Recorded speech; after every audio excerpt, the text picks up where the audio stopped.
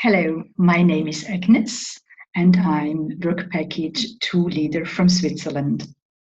And hello, I'm Elena and I'm working with Agnes in the Swiss team for Work Package 2.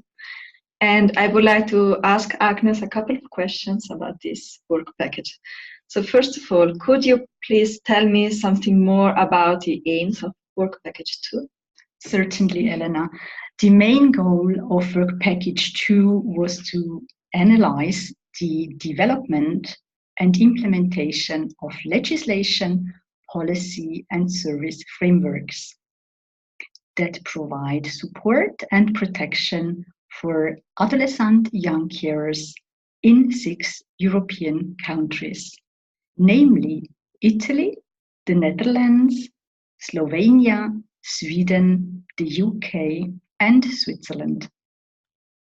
A second goal was to analyze how legal provisions and policy frameworks are translated into practice. We also wanted to explore the strengths and limitations of legislation and policy and how change in legislation and policy were achieved.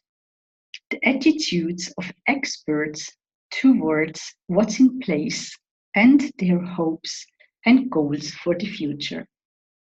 Okay, thank you. And which methods did you use?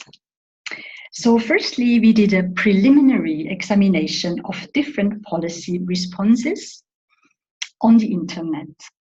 Secondly, 25 expert interviews were done, and finally a case study analysis of the results of the preliminary examination and expert interviews. Okay, and could you please tell me something about the findings too? Yes, certainly. It was found that only the UK has legislation which specifically recognizes children's caring roles. In Sweden, even though the caring role of adolescent young carers is not recognized, there is legal recognition of the needs of children with parents who are ill or have a health condition. And so it could be said that there is a partial specific legislation in place. Okay, and how is it in other countries?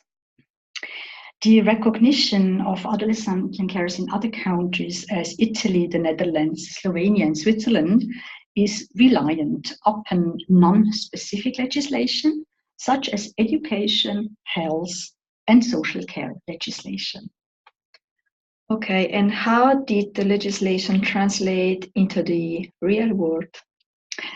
It depends on a number of factors, such as the existence of implementation guidelines and regulations, the collaboration between services, the culture of local authorities, and the type of support offered by legislation.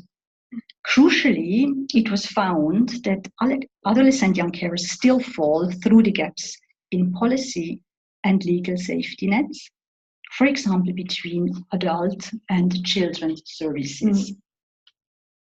Okay, thank you very much for all this information. Thank you, Elena, for asking, and thank everyone who is listening for this important subject to further developed and hopefully some more recognition and awareness for young carers will be achieved. Thank you very much.